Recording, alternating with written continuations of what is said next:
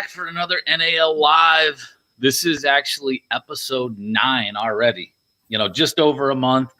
And it took me a little while, but man, I had to kind of build up so that I was prepared.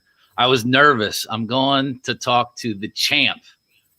And haven't seen the photo. He's got the trophy to prove it. So I wanted to make sure I was at the top of my game before I brought him on. But I got Coach James Fuller with me, head coach of the Jacksonville Sharks. How's it going, Coach? All right, Andrew. How you doing, brother? Doing good, man. I appreciate you joining me. Thanks for having me. It's fun to hear the stories of the journeys that all the coaches have gone through from playing to coaching, and a lot of people don't realize the grind, the determination, the ups and downs. So this kind of gives us a good opportunity to share that with fans. And with fans out there, if you're out there, definitely comment. Let us know where you're watching from. I know the last few shows we've had people all over the world watch.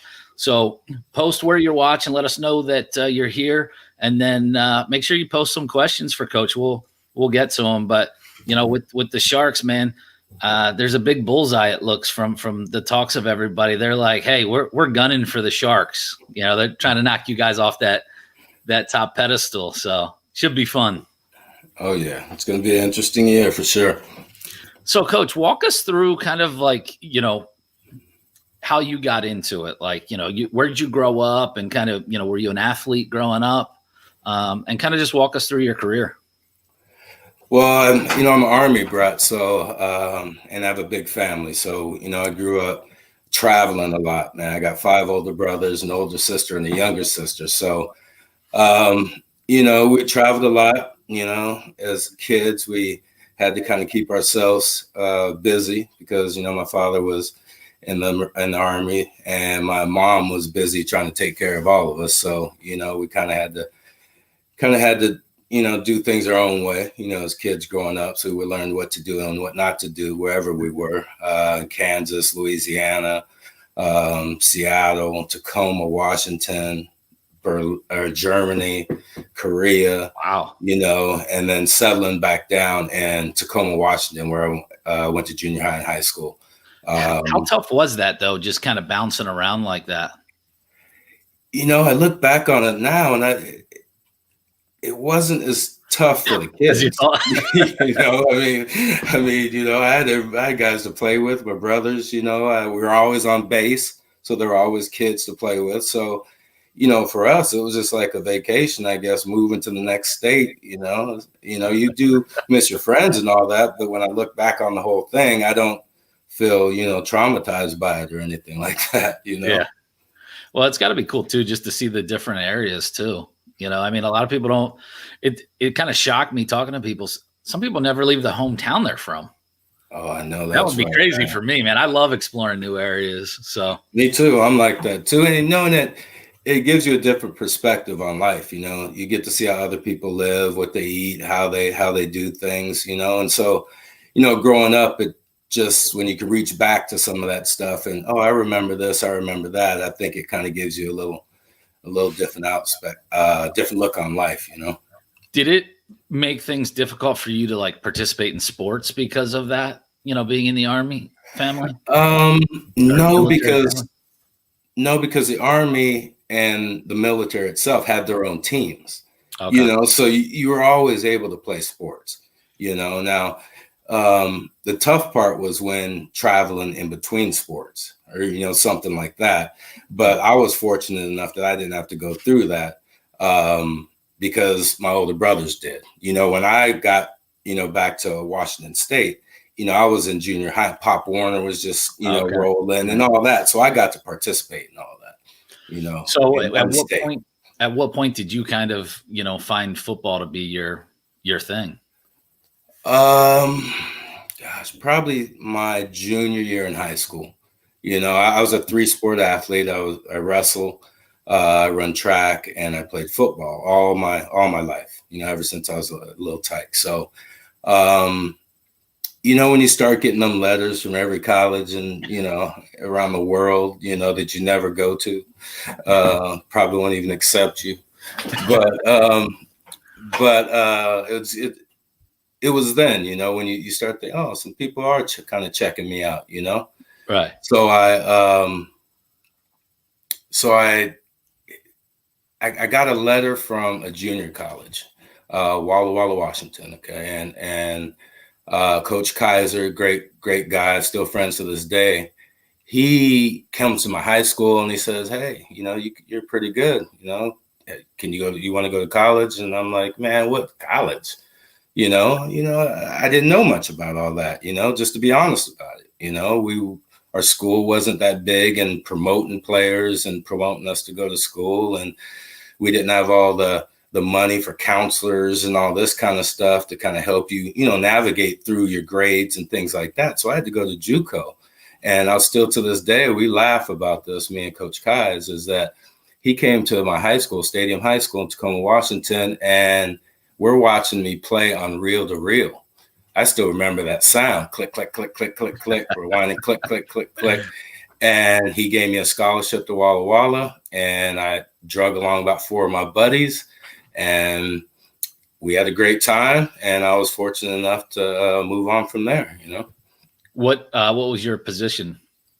Started off as a corner, but I was a little guy, man. When I was in, I wrestled my sophomore year. I wrestled 119. Wow. And then I gained 20 pounds every year. The next year, wrestled 141. You know, the next year I wrestled 168. So I just kept gaining weight until I got into junior college, where we didn't have a real meal program. Now let's get this straight. You know, our meal program was, you know, go down the street, you know, find your own groceries. Yeah, exactly.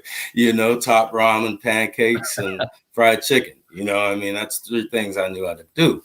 So, you know, I gained so much weight. And then as I got to my 4-year college at Portland State, where Tom Mason, Pokey Allen got me there, you know, I started to gain a little bit more weight, started learning how to lift weights and taking care of your body, you know, training a little bit more than just being an athlete and going out there and lacing them up and playing, you know, like we all used to. Just raw. Right, just raw, you know. And then I started gaining weight, ended up at about 215, and then it kept going. And I was like, wait a minute, you know, I got to slow this thing down. So then I moved to safety then. Okay. Mm-hmm. I was like, man, you're almost getting a linebacker status here. You know, you remember, I mean, I don't even know if they still do. I'm sure they do. But, you know, when I got drafted to the Chargers, man, you know, we had weight limits, you know, so you get fined $50 a pound a day. Damn. You know, for being overweight, you know. So I come in at 218. I'm supposed to be at 215, you know. That $150 a day for a kid like me is huge. You know, I can't lose that. So, you know, you learn how to train, you learn how to lose weight, and you learn how to do it the right way. So when you got, you know, out of, you know, towards the tail end of your college career, I mean, was playing professionally on your mind at that point? It was, but it wasn't a situation to where I wouldn't have been shocked if I didn't. You know, I mean, I was a little more realistic than some guys, you know. Draft day, I'm asleep. You know, when I get the call, I am asleep. You know, so you know, when Bobby Beathard called me, you know, this is honest to God true, you know, and he's like, hey, can we fly you out today? I'm like, I just woke up. I'm busy right now, man. Afternoon. You know, so I knew it was a long shot, you know, especially coming from a Division II school. But at the same time, you know, I try to work hard. I'm a warrior, you know. I try to do, you know, I want to prove that I belong there, and I was fortunate enough to, you know, be able to do that. So you got drafted by San Diego? San Diego Chargers, 8th round of 12 in 92. Yes. Okay, nice. Mm-hmm. And then how was your, you know, pro, you know, career? Man, it was tough. You know, I mean, you know, it really is. You know, when you come from especially, well, for me, because coming from a Division II school, I mean, you're already trying to prove yourself. Right. And you already think you're kind of a tough, bad dude because you balled out and, you know what I mean? You're the best guy on your team and all that. And then you show up in training camp and you're like, whoa, they're all the best guy from their team. Yeah, exactly. I'm last on the totem pole, so, it's tough emotionally, but it also, it was also an experience that I would never give up, for anything. I mean, get to meet people, get to challenge yourself, get to go against the best in the world. So it's an experience that, you just can't put anything on it. There's just nothing that describes it, so, but it's a tough go now, no doubt. How long were you, playing after college? Played in San Diego for 2.5 seasons, well, 2 and a beginning of the season. Played in New Orleans, 95, and then got hurt. Went over to NFL Europe, played in Scotland, to all my Scottish folks over there. Won the championship there, and then went back to the Saints, and then got traded, I think, to the Eagles 96, 97. So I ended up with 4. Eagles. Oh man, that was my hometown team, but I grew up a Cowboy fan. So it was like, I got bullied, because Wow. Cowboys and Eagles just hate each other. I can't believe you're saying that. You might not be able to go back to Philly. No. I try not to anyway. Unless I want like a cheesesteak or something. So I know, that's right. So did you start thinking about like, hey, life after playing, like I want to be a coach, or, were you thinking about, a career in whatever you were going to school for? I was actually thinking about coaching, but really didn't know how to go about it. I played with Stan Brock, and it was just fortunate that when I got back to the West Coast, Stan Brock got the Portland arena job. So he calls me up. He's like, hey, do you want to coach? And, we had Robert Lyles from the Houston Oilers, Atlanta Falcons. He was on our staff, Bob Cortez. And so I said, yeah, I'd love to try it at least, see if I'm good at it. And then I started in 99 and, just kind of went from there. How did you like the arena game? Was that kind of like your first taste of it, or were you following it before? I actually followed it the year before, because Portland had a team before I got on the staff. Okay. So I followed it the year before, but just kind of, it was on late night. I'd watch it, laying in bed, kind of, just kind of see what it was about. And it was exciting, it was faster than I would play. I'm a box safety, I come down to make tackles. I don't, cover high motion and all that kind of stuff, Right. So it was interesting to see the different ways they, challenged each other and the different coverages they played and all that kind of stuff. So, I got intrigued, and the more I looked at it, the more I started writing stuff on paper, the more I started trying to figure out ways to, design defenses. And then when I get there, my first secondary, when I was first secondary coach at Portland, I was told I couldn't do half the stuff I wrote down, so, that's against the rules, coach. Right. You can't do that zone blitz, and things like that. So, that just kind of made me want to get better and want to learn more. And then from there, it just kind of took off, So when did you get your first head coaching opportunity? I got my first head coaching opportunity in 2000. Oh gosh, 2000. I want to say 2001 season in Bakersfield for the Bakersfield Blitz. It was an offshoot of the LA Avengers, Casey Wasserman and that whole crew. And that was back then when AF2 was really strong, Oh, yeah. A lot of good AF2 teams across the board. And You had teams in Virginia. Green Bay was playing well. You had teams just off Peoria Pirates. You just had Fort Myers. Yes. Cape Fear. Sting. You had teams that were just really good. And coached by some good guys. So, it was good to be a part of that league, and being there as a head coach and learning in that division, I think was best for me. You learn a lot what not to do, so, Yeah. so, that's just kind of how it all started from there. But I loved the opportunity, and I took it and tried to make something of it. Like, what was it about arena football that kind of, got you hooked, like loving the game? One thing was trying to shut people down. That was a big thing. Me and I don't know, Robert Lyles, when we were in Portland, he used to always say, "Coach, we're gonna shut them cats down.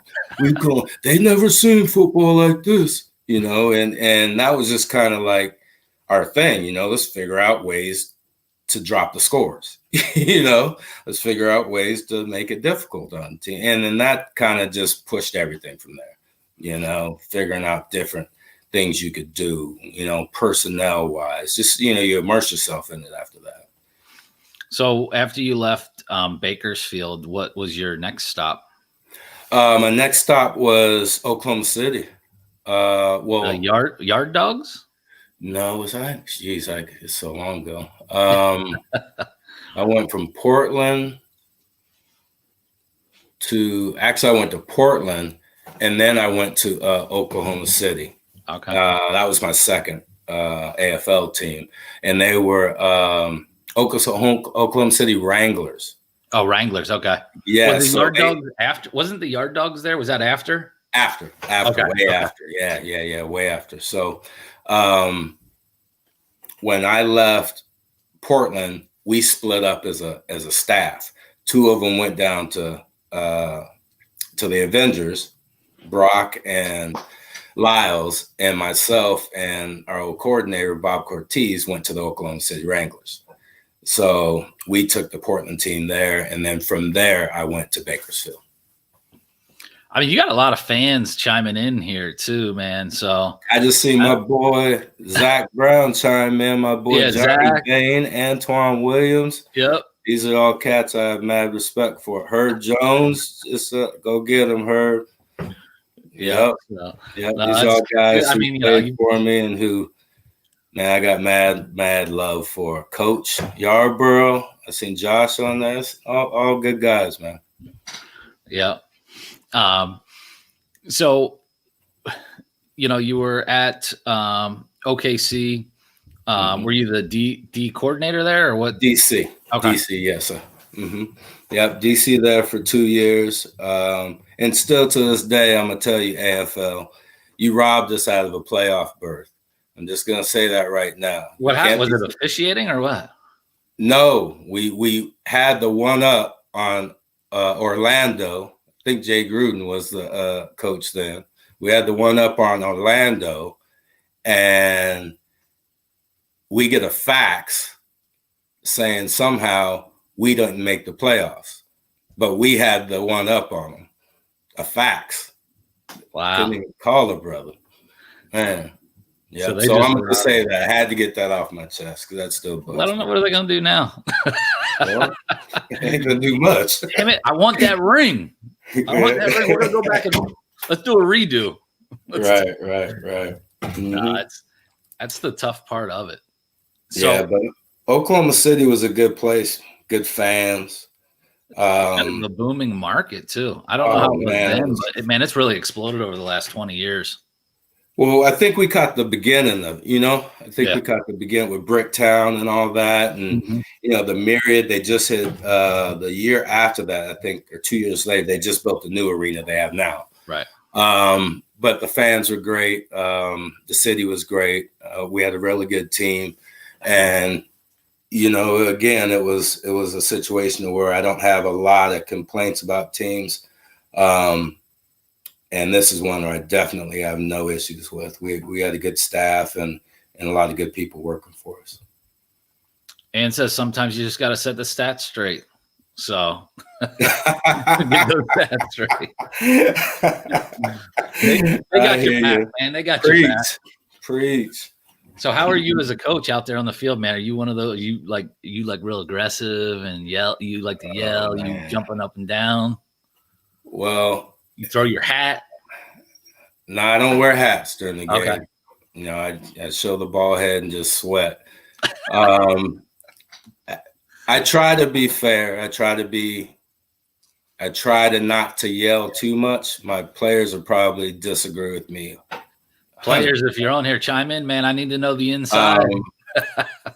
But I'm honest with them, you know, and that's one thing, you know, it's one thing I try to be is be honest to them, give it to them 100%, give it to them raw, let them know, you know, this is the way it's going to be. And, you know, some guys can take it, some guys can't. I try to coach how I want to be coached, how I wanted to be coached. You know, I want it right to your face. You know, I want to be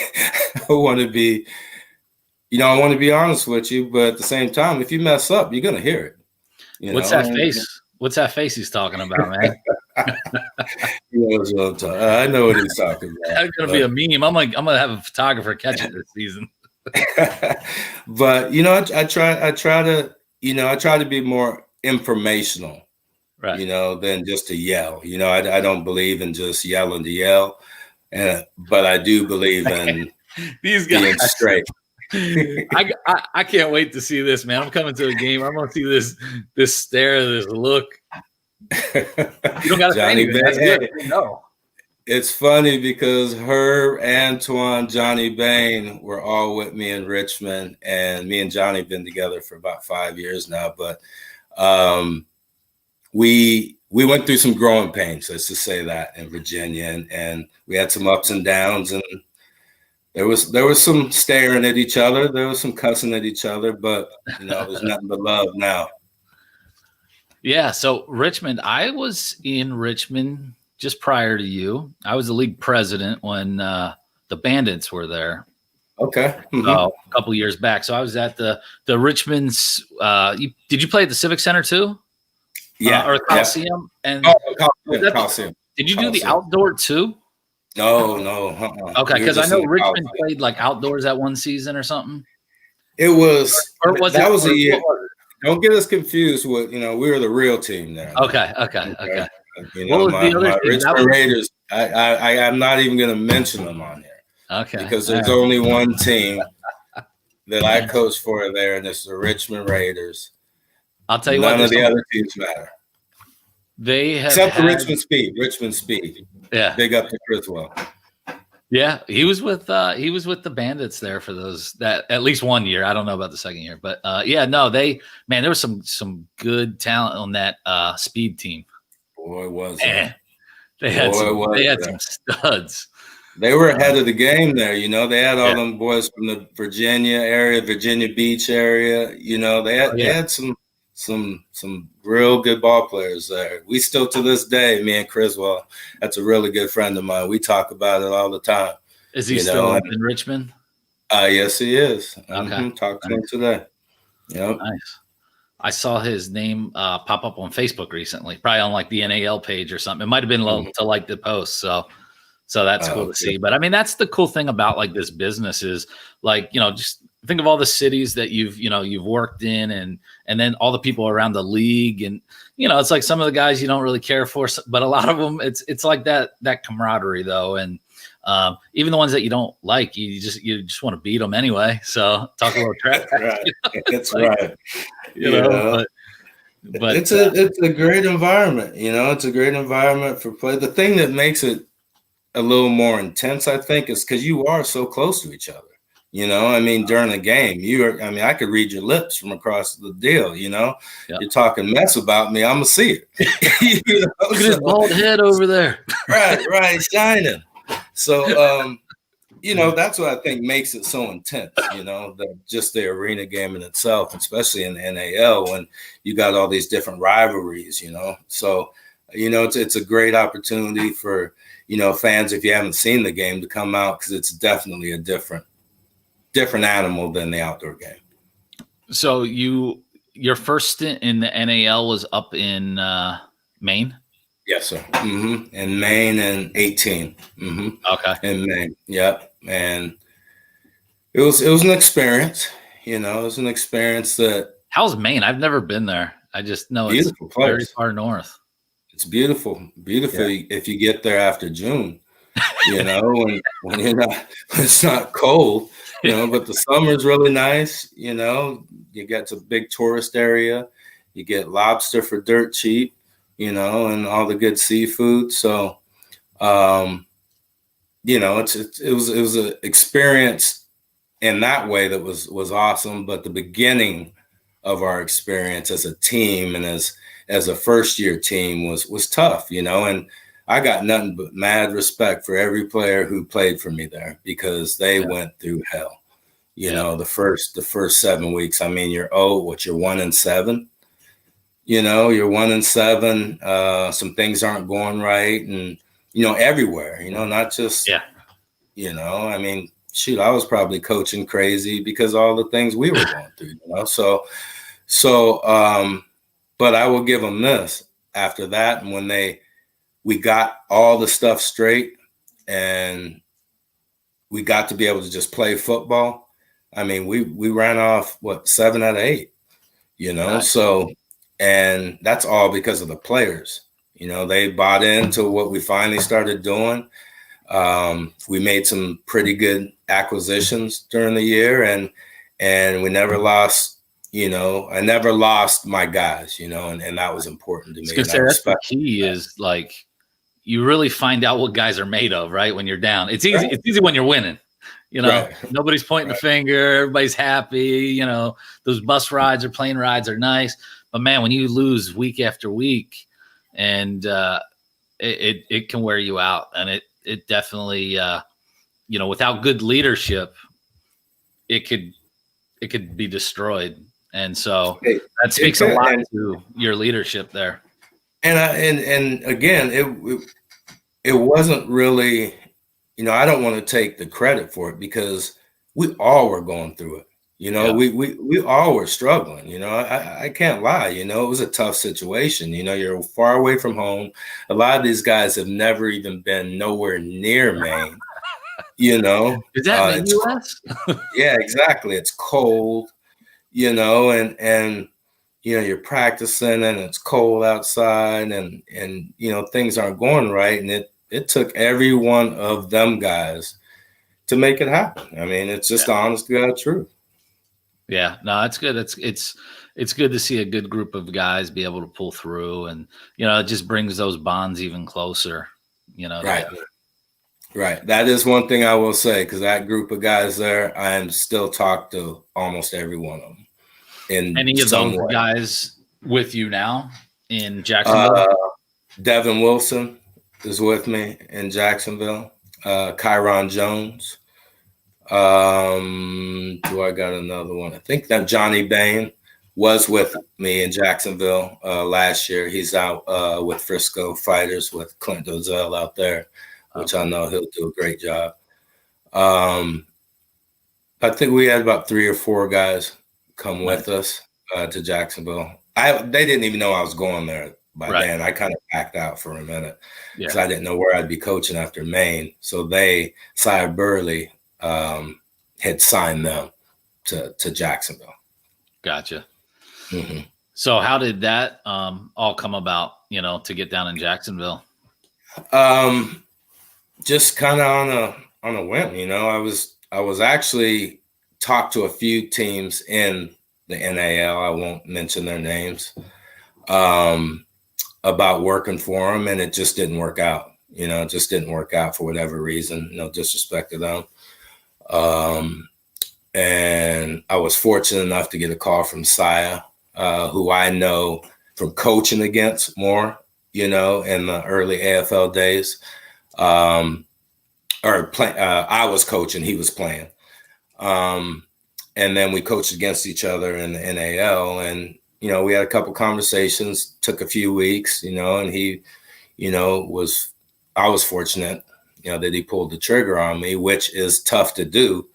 It's hard. Some guys don't, want head coaches coming in to be assistant coaches. It's just the honest to God truth, and that says a lot about Cy and his confidence level and what he wants to accomplish, and I respect him, for that. All right, this guy. Out of all your places you've coached, where is your favorite? And you don't have to say your current one because he's asking you either. Well, so we'll take that one off the table. That's one of my bosses, and Jacksonville is by far the best in the NAL. Outside of Jacksonville, throughout your career, what was your favorite spot? Oh man, Dallas coaching for the Desperados. Yeah. For a lot of reasons, You were there at a good time too. That was booming at that point. Was that owned by the Cowboys at that point? Yeah. Or was that after? No, it was owned by Jerry. Yeah. Which is we had a hell of a staff. Steve Criswell, Terrence Gray, Will McClay, who's now the head of scouting at the Dallas Cowboys. Myself, Coach Wise. I mean, we had a very good staff, but more than that, I mean, we had ball players, and, in them I think I was there 3 years. I think we only lost 5 games, 6 games maybe in 3 years. Now we lost the games that mattered, right. Which is unfortunate, but we had ball players, Clint Dozell, Will Pettis, Duke Pettijohn, C. Weatherington, Ricky Simpkins. Oh, I can go on. Diallo Burks, Nash was our receivers. Oh man, we had Shuby up there with the Shuby Shake. On top of that, though, it's such a great market too. There's so much to do. There's great food, just great stuff to do. Yeah. So and it doesn't hurt that you use all the Cowboy facilities too now. Our opposite. Man, that was my team back in the day too. So the guys enjoyed that. They felt like they're a part, of a professional organization, cared about them, and day in and day out, our staff, who I got to give Will McClay, my boy, big ups because I call him my big brother because he taught me everything I know. The smartest man I know football wise for sure. Who was the head coach? Was it like the former special teams coordinator for the Cowboys? I forget his name. Was that? No, it was Will McClay. Okay. Will McClay from Rice University. He played in the Marine League for a little bit. Was scouting with the Cowboys. He was doing double duty back then, scouting for the Cowboys and coaching. Which, I mean, he's a man who's a straight workaholic. Taught me how to grind each and every day, each hour of the day. And, if you're not working, someone else is, So talk to me about championships. What, have you been in any championships throughout your career from playing all the way on up till now? What's that look like? I have been in, high school, we were horrible. College, we were really good. Division II, we'd always end up in the playoffs. I think we lost to Pittsburgh State my senior year with Moore and all them beasts up there. And when I was in Richmond, we're like the Buffalo Bills, and I got to say sorry to all my Richmond fans and players. But we went 3 times and lost 3 times. And then I had been just the one with Jacksonville. As a player, I went to a championship in the World League. We won the championship in the World League in '96 in Scotland with the Claymores. So I only got 2. I got the one in 19, and I got one in '96 as a player. And I've been to 4 now. So I'm 1 and 3. Nice. Coach Foster, another D2 baller there. Let's go, D2. Let's go. So what you're saying is you don't need any more championships. You're good. You got enough. No, I'm not saying that at all. No, not at all. What I'm saying is I got more fingers. Yeah. We do this to win championships, you know. Exactly. I mean, anybody who says that is the case is just wrong.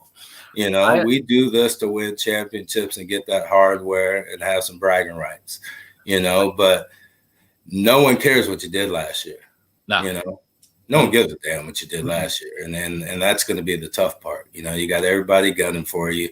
You know, you got players who are going to think, oh, we won last year, so you're going to be able to walk in the arena and, you know, whoop some tail. And that's just not the case. You know, you got good coaches out there, you got good players out there, and they'll have something to say about it. But no one gives a damn what you did last year. You know, that happened to me. Like, you know, win every game of the year, lose the championship. Yeah. Then the next year come back, and the guys thought they were entitled, and man, I got smacked in the mouth.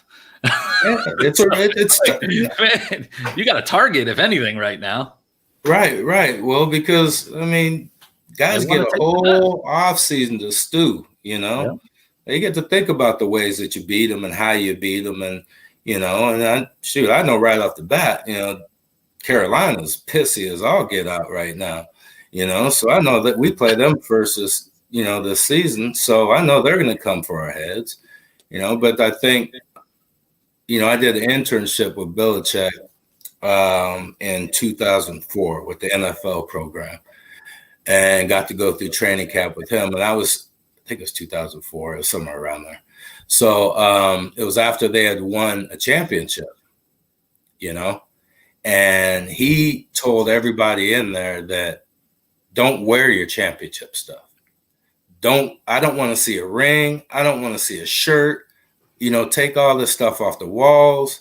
Because no one gives a damn what you did last year, you know, and it's hard to win a championship, let alone it's hard to win a championship back to back. Too, yeah. You know, and you got to take yourself out of that and just focus on the cliche, you know, what's in front of you, you know, that's the only way you're going to do it.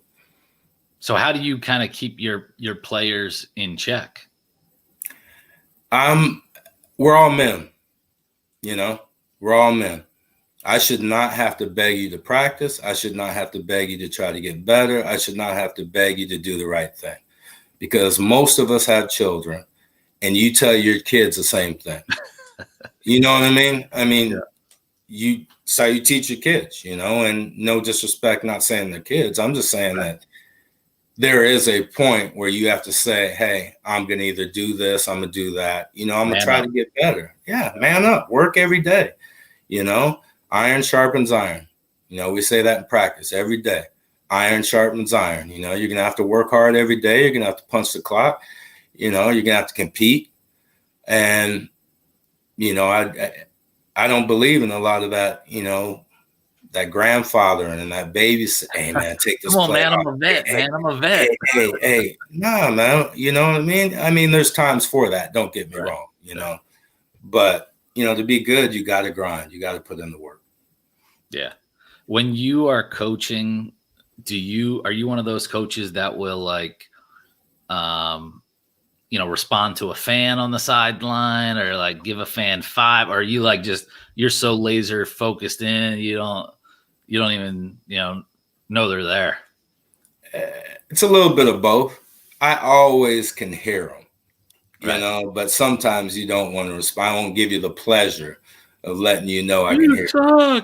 Yeah, you know what I mean? So, you know, it goes back and forth, which I love. You know, that's part of the game. You know, it's part of the beauty of this game is that, you know, you can yell in my ear, you know, maybe not so much now because we'll have masks on and stuff like that. But, you know, I mean, but I love being next to somebody. You know, I love the fact that you can tell me what you feel about me. Hey, coach, you know, throw away your play call list. It isn't working. You know, all the little things that guys say to you. I like that. So I'll respond every blue moon, you know, but I won't get in a you know, back and forth with you.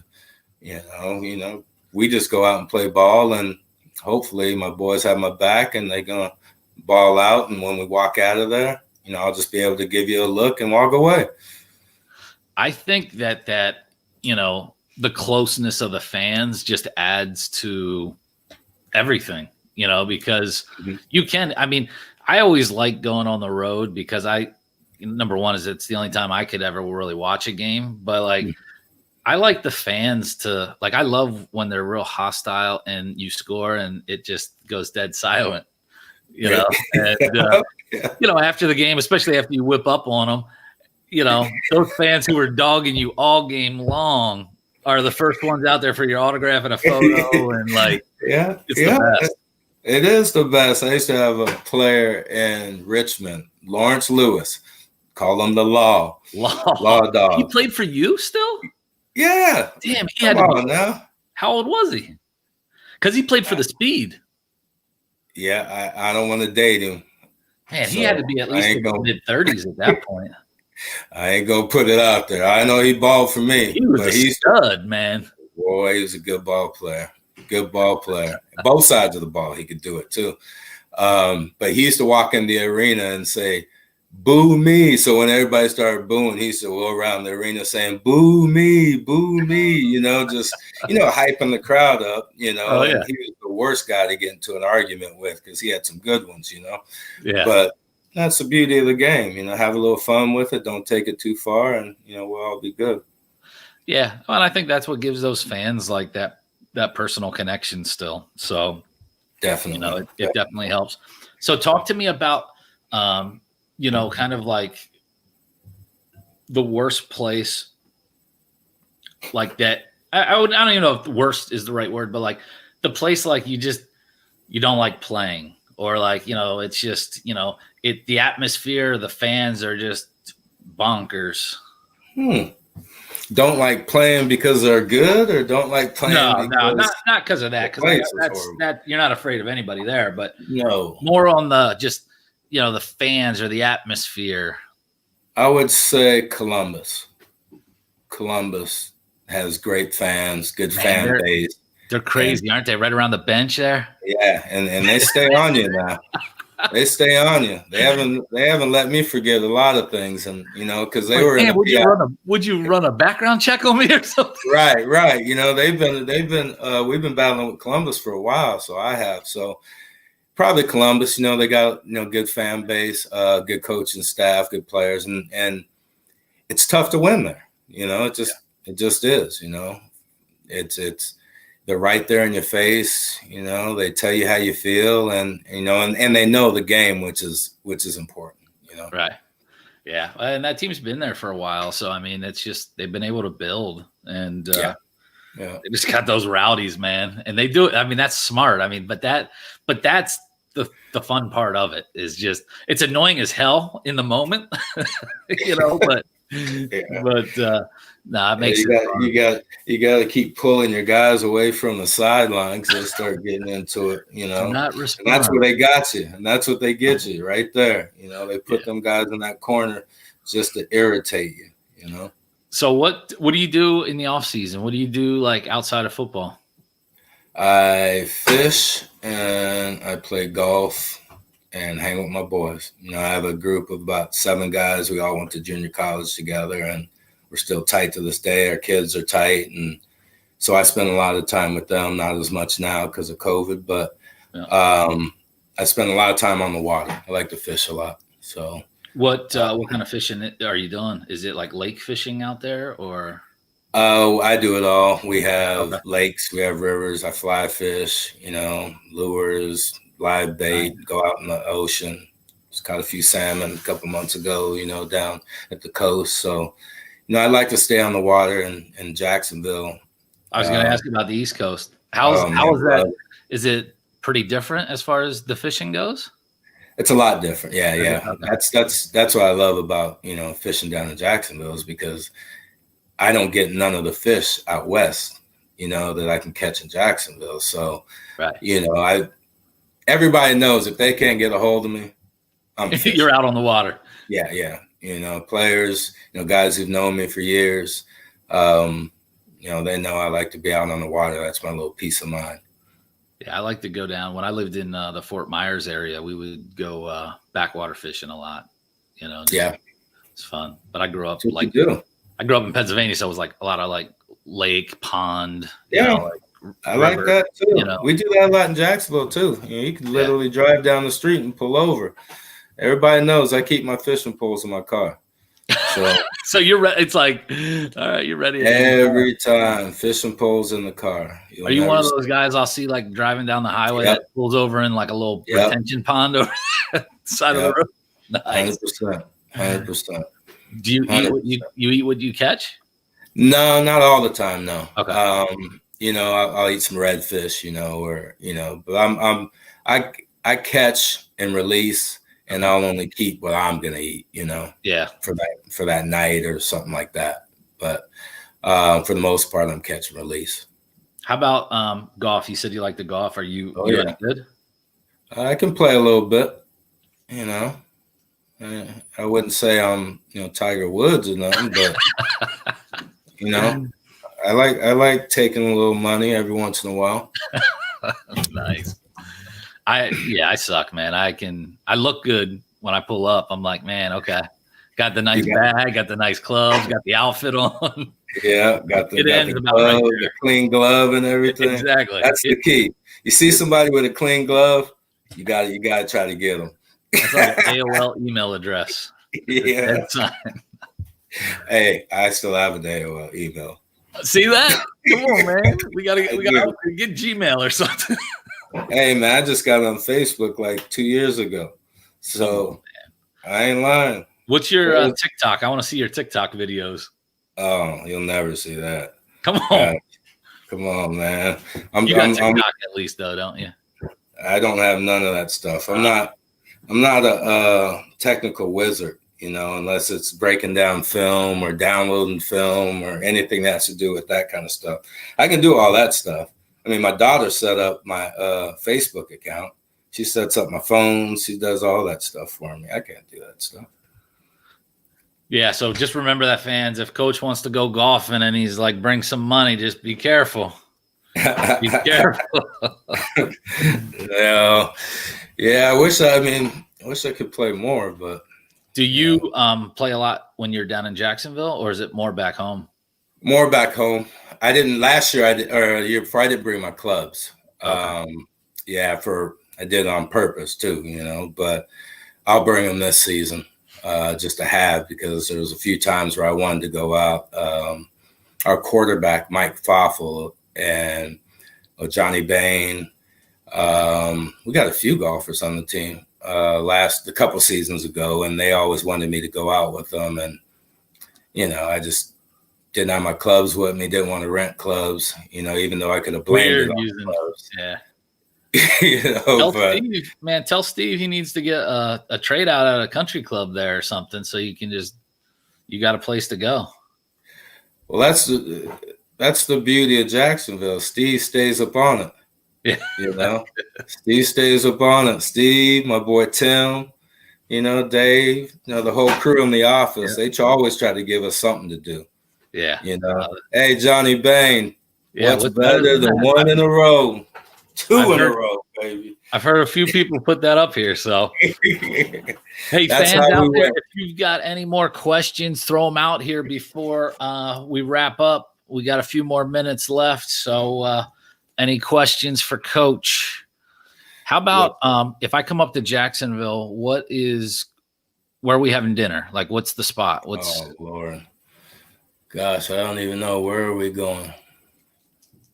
I don't even know. I don't get out that much. Man, come on, Coach. I really don't.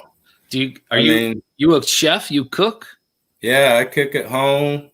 But I just, work a lot when I'm there. I'm on a mission, man. I try to work. What's your favorite takeout spot? There's a few fish spots that we'll go to. Okay. We'll go and get some fried fish or something like that. Can't go wrong, with any kind of seafood down in Jacksonville. So, we'll try to, get some seafood in any way possible, fried, baked, boiled, however you got it. I'll eat some of it, Well, so. Coach Foster up in Jersey he told me that he cooks. So he will actually cook for the team. Oh, snap. Yeah. Yeah. Done that before. Yeah, no, I grilled out a couple times for the team, but Hey, man, when you're a coach, you got to do it all, man. You got to figure out ways to keep your boys happy, you know? Yep.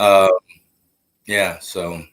Check out Evan here, Coach. He was a Tampa Bay Storm fan. Solid rivalry for years with Jacksonville. Should I jump on the Sharks bandwagon? Come on board, baby. We take them all. Fins up. Duval. So Jonathan says breakfast at Maple Street by the beach is good. So that's cool. I'm going to have to check that out when I get up there. I mean, I'm only 2 hours away. All the players know all the spots, you know? Yeah. Yeah, they're always trying to go out and be food connoisseurs, you know, and find all these little spots to get eats at. You know, they're always like, Coach, I went here, I went there. I'm like, damn, I wish I could do that. Can you bring me something back? I know he would for sure. So last few things here. So what do we got behind you here? I see we got some helmets and footballs. What's kind of on your wall here? What do you got? These are some photos I have from, I don't know if you can see that, from San Diego. Okay. And nice. That's a photo of an interception I got from Troy Aikman. Nice. And that's a game against the Raiders, I believe. These are all San Diego photos here. Okay. Nice. Just some balls, my old Desperado helmet over here. I love the logo they had. I mean, but I got to give shout out to my Bakersfield Blitz and my boy 42 Juice. May he rest in peace. That was one of my good buddies and players, you know. And I got to have the original. Was that your game worn? Yep, the first ones to wear these uniforms. Nice. Hall of Fame game. And then all my hats and all my stuff, and from everywhere I probably coached or been or somewhere, and then all of my John Grisham and James Patterson books. What's your most, kind of proudest, most prized thing that you have there? Oh, golly. The most prized is probably that Bakersfield Blitz helmet. You know, that means a lot to me. You know, I mean, to see someone pass away on a football field and then have to tell their parents, it's something that never leaves, you know. And for all the guys who know me, they know I wear a 42 on. I've worn a 42 on my arm ever since then. You know, every game I've ever coached, no matter what I'm coaching, high school, you know, shrine game, whatever, I always wear it. And it's, you know, it's something that's important to me. It's important to a lot of the guys who played with him. And it's important to me. Very important. Mm-hmm. No, I mean, that's, very unfortunate. And it's nice that you continue to kind of carry, that memory of him and, everything with you. So, definitely tough. Yeah, it's a rough deal, but, you try to move on and, you find inspiration from it. Yeah. And that's what we were all fortunate to be able to do. How was coaching in the spring league? Coach Rez wants to know. It was a great experience. The staff I was with, I had been with before. In the college shrine game at Glanville and June Jones and, that whole Yahoo crew. A lot of talent. Look who popped on, your boy. Krezer. What's going on, brother? What's going on, man? So, wifey, I said hi. But it was awesome, man. I mean, you got to be with some good coaches, and you got to, challenge yourself again, I always try to keep my 11-man brain moving.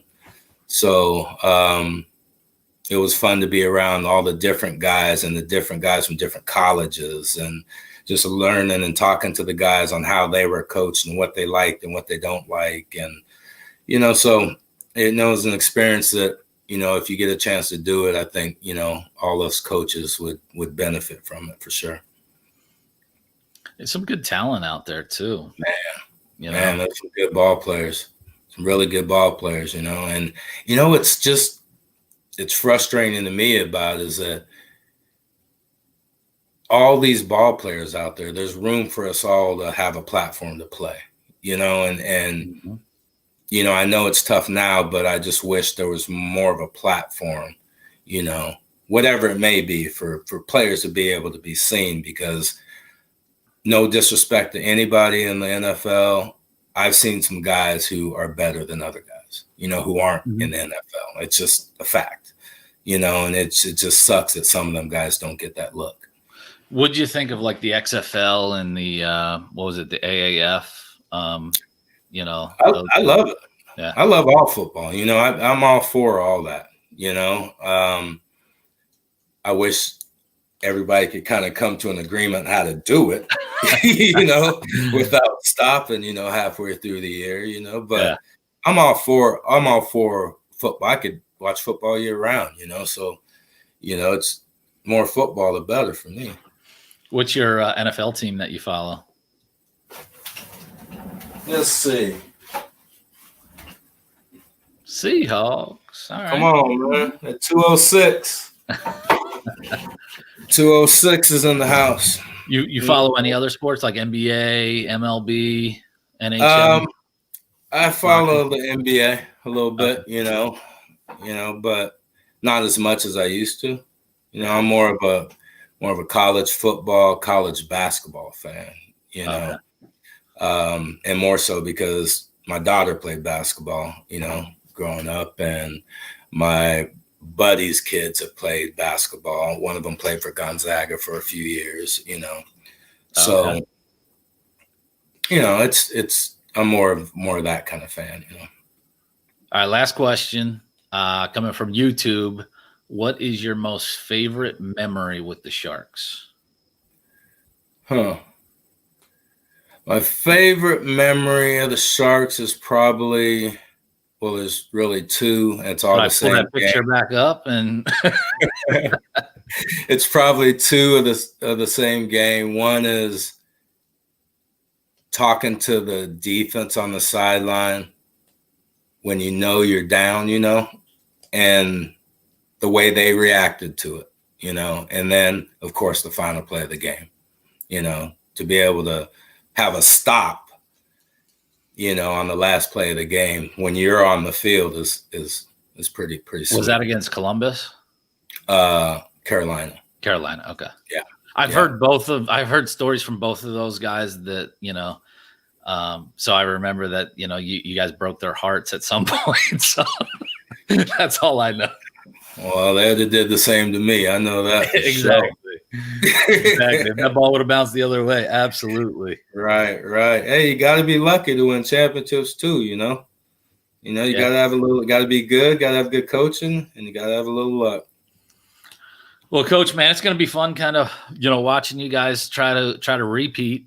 Everybody is just gunning, and it was cool to hear from the league meetings. There was a lot of trash talking going on already, so that just makes it all the more fun. So, well, it's going to be exciting. And I'm looking forward to, coaching against some of these coaches in this league, and having a great season. Fins up, Duval, baby. Coach Rez says you guys just finished, but tomorrow we're back for another show. I've got the owner of the Ontario Bandits, Johnson, with me. So that's going to be great to have Patrick Johnson on there.